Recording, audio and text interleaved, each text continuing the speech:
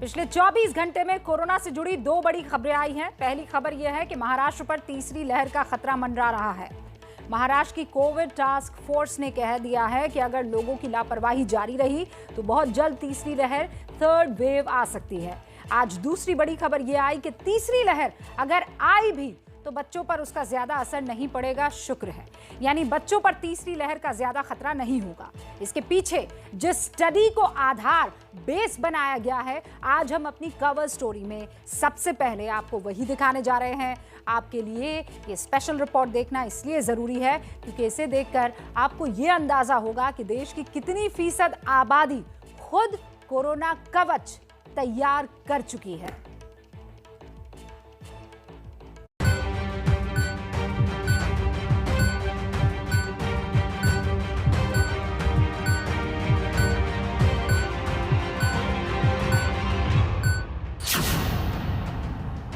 Corona से जुड़ी आज एक गुड न्यूज आई।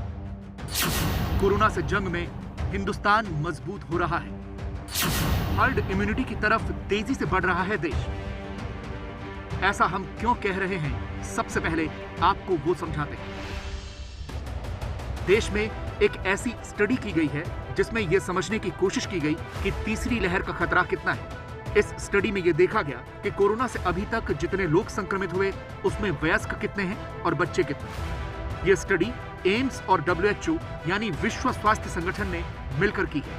इस स्टडी में जिन लोगों के सैंपल लेने थे उनकी संख्या तो ज्यादा है, लेकिन अभी तक जो सैंपल लिए गए उसमें 4 राज्य और 4,509 लोग शामिल हैं। इसमें 2,811 सीरो पॉजिटिव पाए गए, यानी आसान भाषा में समझिए तो 2,811 लोगों में संक्रमण हो चुका है। इसका मतलब यह हुआ कि इस स्टडी में जिन लोगों को शामिल किया गया उनके मुताबिक अभी तक 62.3% लोगों में एंटीबॉडीज बन चुकी हैं। स्टडी में 4,509 लोगों के सैंपल लिए गए थे, जिसमें 62.3 लोग सीरो पॉजिटिव पाए गए थे, यानी इनके शरीर में एंटीबॉडी बन चुकी है। इसका मतलब ये हुआ कि एक तरह की इनमें हर्ड इम्यूनिटी बन चुकी है, यानी अगर तीसरी लहर आती है तो इन्हें उतना खतरा नहीं होगा। एम्स और WHO की इस स्टडी में बच्चों को लेकर क्या कहा गया, उसे बताने से पहले आपको समझा देते हैं कि हर्ड इम्यूनिटी क्या होती है। हर्ड इम्यूनिटी का सीधा मतलब हुआ इंसानों के एक बड़े समूह को किसी बीमारी के खिलाफ सुरक्षित करना। संक्रमण का शिकार होने के बाद लोगों के शरीर में एंटीबॉडी बनती है। जिन लोगों में एंटीबॉडीज बन जाती हैं वो इन्फेक्शन रोकने में दीवार की तरह काम करते हैं। इसी को हर्ड इम्यूनिटी कहते हैं। हर्ड इम्यूनिटी 2 तरीकों से हासिल होती है। पहला तरीका यह है कि ज्यादा से ज्यादा आबादी को वैक्सीन दी जाए। दूसरा तरीका है कि आबादी के बड़े हिस्से में संक्रमण के बाद उनका शरीर खुद एंटीबॉडी बन जाए। एम्स की इस स्टडी में जिस डॉक्टर ने प्रिंसिपल इन्वेस्टिगेटर की भूमिका निभाई है उनका नाम है डॉक्टर पुनीत मिश्रा। हमने खुद डॉक्टर पुनीत मिश्रा से बात की और ये समझने की कोशिश की कि आखिर स्टडी कैसे की गई है, और ये समझने की कोशिश की कि जो तीसरी लहर में बच्चों को लेकर जो खतरा बताया जा रहा है इस स्टडी में उसका नतीजा क्या है। ये डाटा कम से कम एक छोटी कोशिश जरूर है इस चीज को बताने के लिए कि अगर अगली लहर आती भी है, जैसे कि विशेषज्ञ कह रहे हैं कई सारे लोग, तो केवल बच्चों को अफेक्ट करेगी ऐसा नहीं है, क्योंकि बहुत सारा मीडिया में इस चीज में डिबेट चल रहा है, बहुत सारे विशेषज्ञों में आपस में इस चीज में बातचीत चल रही है कि केवल बच्चों को अफेक्ट करेगी। तो ये डाटा इस चीज को बहुत क्लियर कहता है कि नहीं, बच्चों में नहीं, अगर कोई म्यूटेट करता है तो बच्चे और बड़े सभी में आएंगे। और जिस प्रकार का डाटा कुछ क्षेत्रों से आ रहा है, अगर इतनी हाई सीरो पॉजिटिविटी है तो उन क्षेत्रों में हम बिल्कुल दावे के साथ इस चीज को कह सकते हैं कि बहुत जल्दी कोई तीसरी लहर नहीं आ रही है, अनटिल अनलेस कि वायरस कोई ऐसा म्यूटेट कर जाए कि हमारी जो अभी की इम्यूनिटी है इसको एस्केप कर जाए। इस सीरो स्टडी में दिल्ली, भुवनेश्वर, गोरखपुर, पुडुचेरी और अगरतला से सैंपल लिए गए। दिल्ली के शहरी इलाके और ग्रामीण इलाके दोनों जगहों से लोगों के सैंपल लिए गए।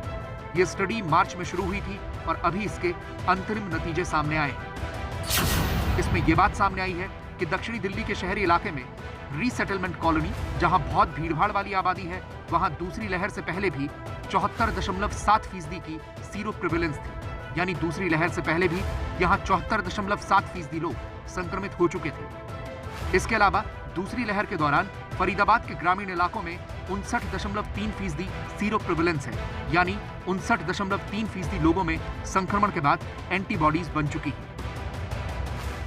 ये इंटरिम रिजल्ट है, स्टडी भी ऑन गोइंग है, स्टडी जो है ये लंबी चलने वाली है। और जो अभी आपके सामने रिजल्ट्स हैं, ये करीब हमारे 4500 के सैंपल्स के ऊपर रिजल्ट लिए गए हैं, जिसमें दिल्ली के सैंपल्स हैं, अर्बन एरिया के सैंपल्स हैं, रूरल एरिया के सैंपल्स हैं, कुछ सैंपल गोरखपुर से हैं, रूरल एरिया के, कुछ भुवनेश्वर से सैंपल हैं रूरल एरिया के, इसके अलावा अगरतला के सैंपल्स हैं जहाँ पे रूरल और ट्राइबल पॉपुलेशन है। तो इस प्रकार इतने सैंपल्स हमारे पास थे जिसकी अभी एनालिसिस हुई है, लेकिन अभी कुछ सैंपल्स इन जगह से भी आने बाकी है और पौंडीचेरी से भी। हम सब ने देखा है कि दूसरी लहर में कोरोना शहरों तक ही नहीं रहा, गांवों में भी खूब फैला, यानी गांव के लोगों में भी एंटीबॉडीज बनी होंगी। इस स्टडी में यही देखा गया। शहरी इलाके में 1001 लोगों पर स्टडी की गई, जिसमें 748 सीरो पॉजिटिव पाए गए, यानी यह अंदाजा लगाया गया कि 74.7 लोगों में एंटीबॉडीज बनी। ग्रामीण इलाकों में 3308 लोगों पर स्टडी हुई, जिनमें से 2063 सीरो पॉजिटिव पाए गए, यानी 58.8% लोगों के शरीर ने कोरोना का कवच तैयार किया। इस स्टडी की अंतिम रिपोर्ट के मुताबिक वयस्क लोगों में और बच्चों में संक्रमण लगभग बराबर हुआ। 18 साल से कम उम्र के लोगों में 55.7% और 18 साल या 18 साल से ज्यादा उम्र वालों में 63.5% को संक्रमण हो चुका है। इसका सीधा सा मतलब यह हुआ कि तीसरी लहर में बच्चों पर ज्यादा खतरे की जो बात कही जा रही है, उम्मीद है कि वैसा नहीं होगा, यानी हमारे बच्चे सुरक्षित रहेंगे। हर जगह ये बात चल रही है कि तीसरी लहर आती है तो सिर्फ बच्चे अफेक्टेड होंगे या बच्चों में बहुत ज्यादा होगा। तो उस प्रकार का हमें जो हमारे पास डाटा उपलब्ध था उससे हमने इस चीज को स्पष्ट करने की कोशिश की है। और भारत में पहली बार 10 साल से नीचे के बच्चों का जो डाटा है वो केवल इस स्टडी के माध्यम से सीरो प्रेवलेंस का डाटा उपलब्ध है। हमारे पास जो डाटा है वो 2 से 5 साल के बच्चे, 5 से 10 साल के बच्चे, उसके बाद 18 साल तक के जो लोग हैं और 18 साल से ऊपर के जो भी लोग हैं उनका डाटा उपलब्ध है। इसमें हमने हर स्टडी में करीब 25 क्लस्टर्स को लिया था और उन क्लस्टर्स को रैंडमली सिलेक्ट करने के बाद उन क्लस्टर्स में 10 घर को हमने रैंडमली लिया है और जो भी घर हैं वहां पर सारे के सारे लोगों को इस अध्ययन में शामिल किया गया है, जिसमें बच्चे भी हैं, बुजुर्ग भी हैं, महिला भी हैं, पुरुष भी हैं। तो इस प्रकार से हमारे पास जनसंख्या का पूरा स्पेक्ट्रम है। और इसमें एक जो थोड़ी सी चीज आई है, कुछ जगह लोगों ने अपना तो ब्लड दिया है लेकिन बच्चे के लिए रिफ्यूज किया है। तो जो भी हमारे पास सैंपल था, हमने जब उसका अध्ययन किया तो हमने ये पाया कि करीब करीब बच्चों में और जो बड़े लोग हैं उनमें अच्छी खासी सीरो पॉजिटिविटी है। बच्चों में कोई बहुत ज्यादा कम नहीं है सीरो पॉजिटिविटी, चाहे वो अर्बन एरिया हो या रूरल एरिया हो। यहाँ हमें ये जरूर समझना चाहिए कि स्टडी के जो नतीजे निकाले जा रहे हैं उसका आधार कुछ लोगों के लिए गए सैंपल के आधार पर है। इसको लेकर हमें बिल्कुल लापरवाह नहीं होना चाहिए, क्योंकि हम लगातार देख रहे हैं कि वायरस म्यूटेट हो रहा है और रूप बदलकर ये और ज्यादा खतरनाक हो जा रहा है। अगरतला से जो बात सामने आई उसमें यह देखा गया कि ट्राइबल इलाके के लोगों में भी हर्ड इम्यूनिटी बनी होगी, क्योंकि यहाँ सीरो प्रेवलेंस करीब 52% था, यानी 52% लोग संक्रमित हुए होंगे। यह आंकड़ा कम था क्योंकि इनमें से कुछ आदिवासी आबादी भी शामिल थी, जिनमें आमतौर पर कम गतिशीलता होती है। हमने कुछ पॉपुलेशन ली है, ये ग्रामीण इलाके की है और साथ में कुछ ट्राइबल इलाकों की पॉपुलेशन है। तो जो ट्राइबल इलाके हैं, ऐसा हमने पेपर में भी बताया है, वहां पर मोबिलिटी थोड़ी सी कम होती है। और दूसरी चीज, अगर आप क्योंकि आप लोग इस चीज को कवर कर रहे हैं तो आप देख रहे होंगे कि भारत में जो पैंडेमिक है एक जैसी सारे राज्यों में नहीं रही है, कहीं बहुत ज्यादा हुई है, कहीं की कम हुई है और डिफरेंट स्टेजेस में रही है। जैसे महाराष्ट्र में एकदम पहले शुरुआत हुई थी, उसके बाद और जगह गई है। तो हो सकता है कि अभी वो उस स्टेज में हो जहाँ पे पैंडेमिक जो ये वाली वेव है और पूरी तरीके से नहीं पहुंची हो। और साथ में मोबिलिटी का भी इशू है, क्योंकि ट्राइबल पॉपुलेशन बहुत ज्यादा मोबिलाइज नहीं करती है, जिसकी वजह से हो सकता है वहां पर थोड़ी सी परसेंटेज कम आई हो। यूपी के गोरखपुर को भी इसमें शामिल किया गया था। वहां क्या नतीजे सामने आए वो भी सुनिए। दिल्ली हो या दिल्ली से बहुत दूर के क्षेत्रों, भुवनेश्वर हो या गोरखपुर हो, तो वहां पर यही देखा गया है कि अच्छी खासी संख्या में लोग सीरो पॉजिटिव हैं। और गोरखपुर के आंकड़े तो आपको हमें देखने के बाद हम खुद इस चीज में बड़े सरप्राइज हैं कि 80 से 90% लोग अगर ग्रामीण क्षेत्रों में पॉजिटिव हो चुके हैं, तो जब तक कोई बहुत बड़ा म्यूटेशन नहीं होता है तब तक कोई बहुत बड़ी लहर तीसरी आने की जल्दी ऐसे क्षेत्रों में जहां पर इतनी हाई पॉजिटिविटी हो चुकी है वहां आने की कोई भी आशंका नहीं है। तो कुल मिलाकर एक बात साफ हो जाती है कि कोरोना की वैक्सीन भले ही अभी तक देश की एक सीमित आबादी को मिली है, लेकिन स्टडी बताती है कि एक बहुत बड़ी आबादी संक्रमण का शिकार हो चुकी है, अराउंड 60%, और माना यह जा सकता है कि तीसरी लहर में ऐसे लोगों पर खतरा कम रहेगा।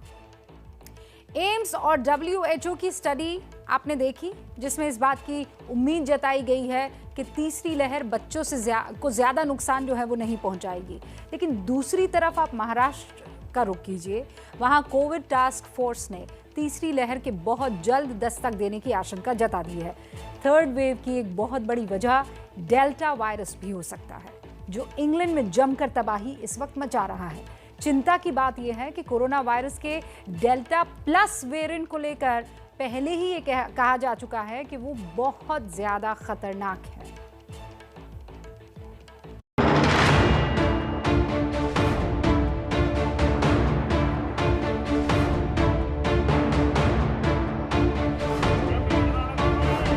ये तस्वीरें देखिए, देश में दूसरी लहर के कहर के बावजूद लोग कितने लापरवाह हैं, ये तस्वीरें उसी की गवाही देती हैं। मुंबई के अंधेरी स्टेशन पर लोकल ट्रेन के मुसाफिरों की जबरदस्त भीड़ नजर आ रही है। लोगों के चेहरे पर मास्क तो हैं, लेकिन इतनी भीड़ है कि पूछिए मत। दिल्ली के लाजपत नगर सेंट्रल मार्केट में भी ऐसी ही बेहिसाब भीड़ दिखाई दे रही है। यहाँ कई लोग ऐसे मिले जिन्होंने मास्क तो लगाए हुए हैं, लेकिन मुंह पर नहीं, किसी ने ठोड़ी पर तो किसी ने गले पर मास्क लटकाया हुआ है। इस वक्त हम राजधानी दिल्ली के लाजपत नगर के सेंट्रल मार्केट में मौजूद हैं। देखिए, जैसे ये महिला जो हमारे सामने चलती हुई आ रही हैं, इन्होंने मास्क नीचे किया हुआ है। इनसे हम एक बारी पूछ लेते हैं, मैम मास्क क्यों नीचे किया हुआ है आपने? मास्क क्यों नीचे किया हुआ? अभी वो कपड़े देख रहे थे जब करा है, वैसे नहीं करा। मैम मामले इतने बड़े हुए हैं, मास्क तो पहने रखना चाहिए ना। तो लेकर जब भी तो पहन रखा है, इसीलिए तो लेकर रखा है। मास्क किधर है? ऑक्सीजन के लिए। ऑक्सीजन के लिए मतलब? सांस नहीं आ रही थी उसमें, मास्क में तो 2 मिनट ऐसे ही उतारा था। ऐसी ही लापरवाही कहीं ना कहीं बरतते हैं, कई बहाने भी देते हैं। दिल्ली की आजादपुर सब्जी मंडी से एक बार फिर लापरवाही की वैसी ही तस्वीरें सामने आने लगी हैं, जैसे पहले भी आ चुकी। यहाँ कई लोगों के चेहरे पर मास्क नहीं दिखता। पूछने पर कोई कहता है कहाँ है कोरोना, तो कोई मुस्कुराकर बहाने बना देता है। कोरोना वायरस से संबंधित जरूरी गाइडलाइंस का पालन हो रहा है या नहीं हो रहा है, इसकी पड़ताल करने एबीपी न्यूज़ की टीम सबसे बड़ी मंडी यानी कि आज़ादपुर मंडी पहुंच गई है। यहाँ पर कई सारे हमें लोग ऐसे दिखाई दे रहे हैं जो मास्क नहीं पहने हैं, या फिर जो उनका मास्क है सही तरीके से नहीं पहने हैं। कब मास्क हमारा तो ये एकदम से आपने लगा लिया, पहले से क्यों नहीं लगाया? बात ऐसा ना कि मास्क गिर गया माल लाने में। अम्मा मास्क कहाँ है? मास्क माल बेचते हैं तो बोलना पड़ता है, ऐसे हटा लेते हैं, हाँ फिर पहन लेते हैं। आपके लिए बोला जा रहा है ना कि मास्क पहने, पहले से क्यों नहीं पहनते हैं आप? थूकने लग गया था मैं पान खा रहा था इसलिए। क्या आपको लगता है कि इन्हें कोरोना की तीसरी लहर को लेकर जरा सी भी चिंता है, जबकि कोरोना वायरस के डेल्टा प्लस वेरिएंट के सामने आने के बाद यह बात खुलकर कही जाने लगी है कि तीसरी लहर बेहद खतरनाक हो सकती है।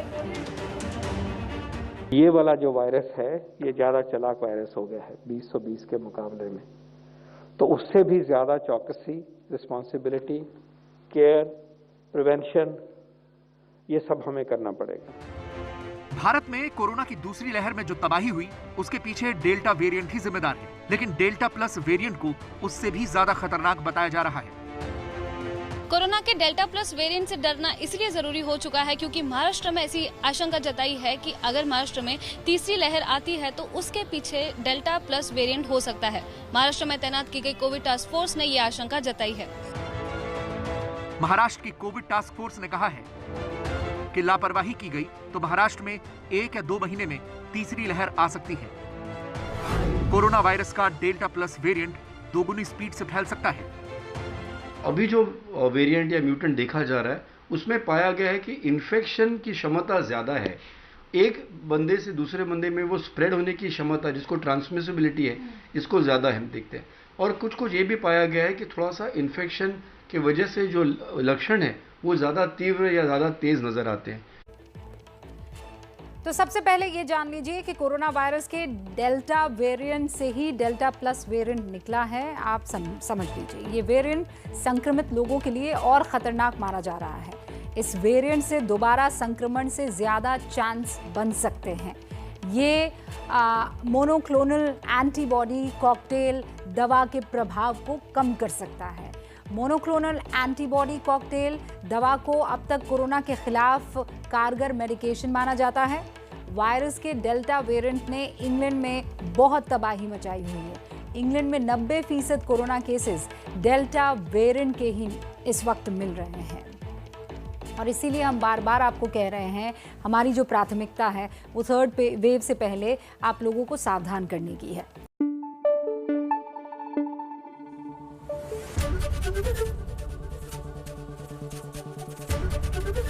एबीपी न्यूज आपको रखे आगे।